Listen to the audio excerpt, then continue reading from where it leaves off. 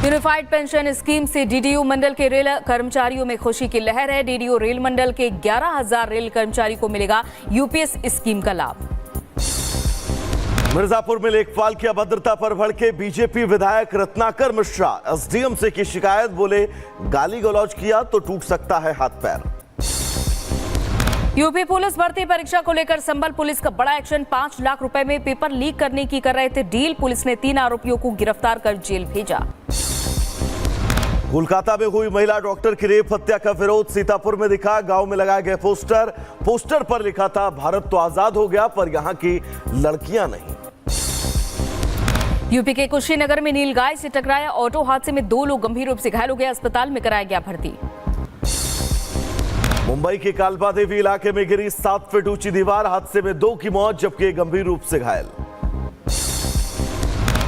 वहीं नोएडा के sector 62 paying guest house में लगी भीषण आग। देखते ही देखते आग ने विकराल रूप धारण कर लिया। लोगों में मची चीख पुकार। सूचना मिलते ही फायर ब्रिगेड की कई गाड़ियां मौके पर पहुंची। आग पर काबू पाया गया।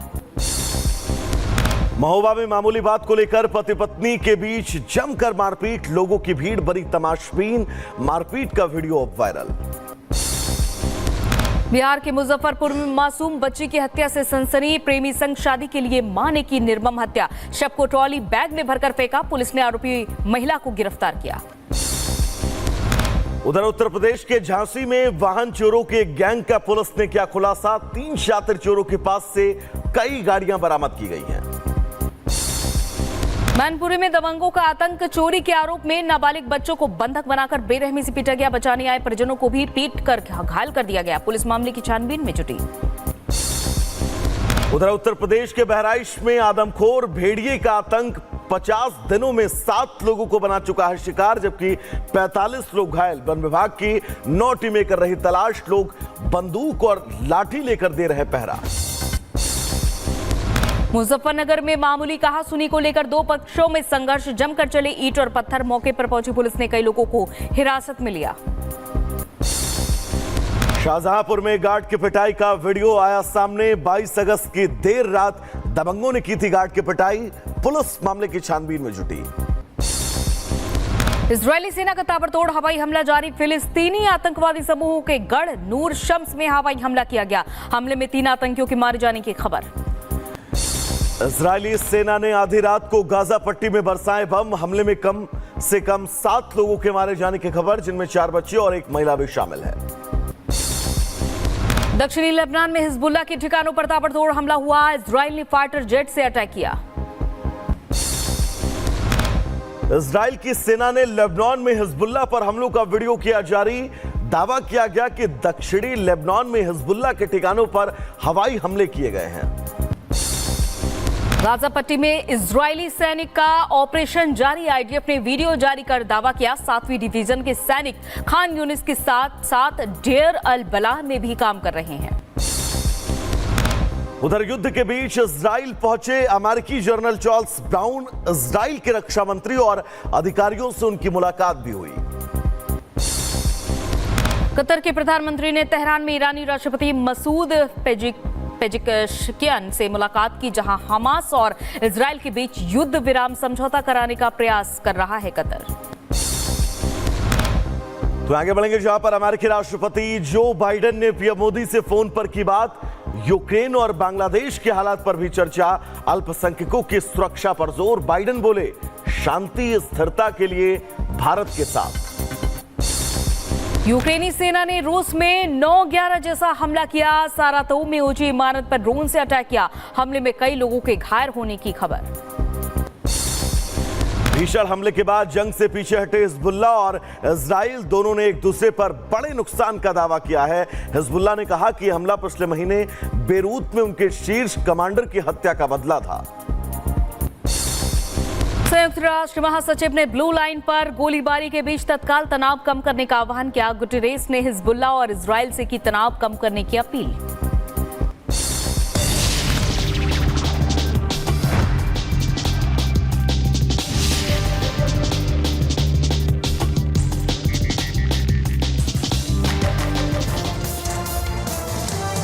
तो चलिए अब आगे बढ़ेंगे। दरअसल रूस पर 9/11 जैसा हमला हुआ तो उसने पलटवार किया है। फिर पोलैंड ने नाटो को अलर्ट कर दिया और अब पुतिन के साथ बेलारूस ने यूक्रेन पर चढ़ाई करने की तैयारी कर ली है। और ये पूरी खबर है क्या, विस्तार से आपको इस रिपोर्ट में बताते हैं।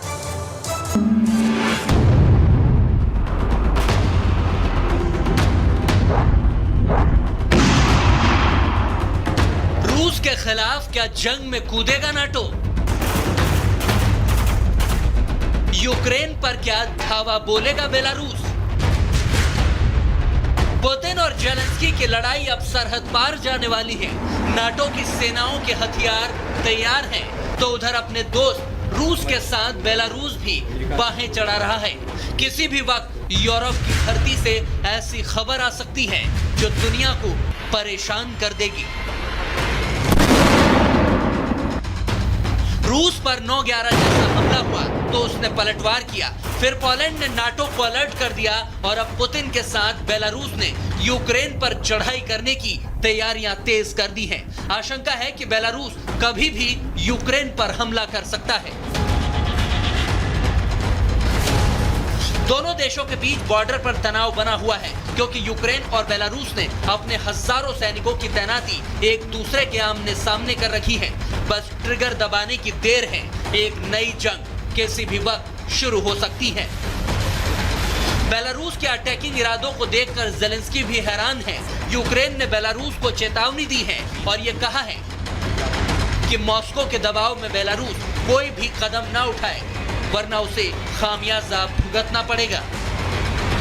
जेलेंस्की के देश ने यह भी चेताते हुए कहा है कि बेलारूस अपने सैनिक वापस बुला ले, लेकिन क्या होगा कोई नहीं जानता। इसीलिए अब यूक्रेन ने नेपच्यून मिसाइल के बाद अपना नया शस्त्र निकाल लिया है, जो रूस में चुन चुन कर तबाही मचा रहा है।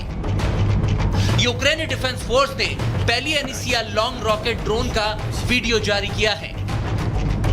जेलेंस्की ने भी इस हाइब्रिड हथियार की खूब तारीफ की है, क्योंकि इसी हथियार से यूक्रेन की सेना ने रूस के हथियार डिपो को तहस नहस कर दिया था और अब यूक्रेन इसका इस्तेमाल रूस में प्रेसिशन अटैक यानी कि चुनिंदा ठिकानों को उड़ाने के लिए कर रहा है, जिसने पुतिन की चिंताएं बढ़ा दी है। Bureau report, Republic Bharat.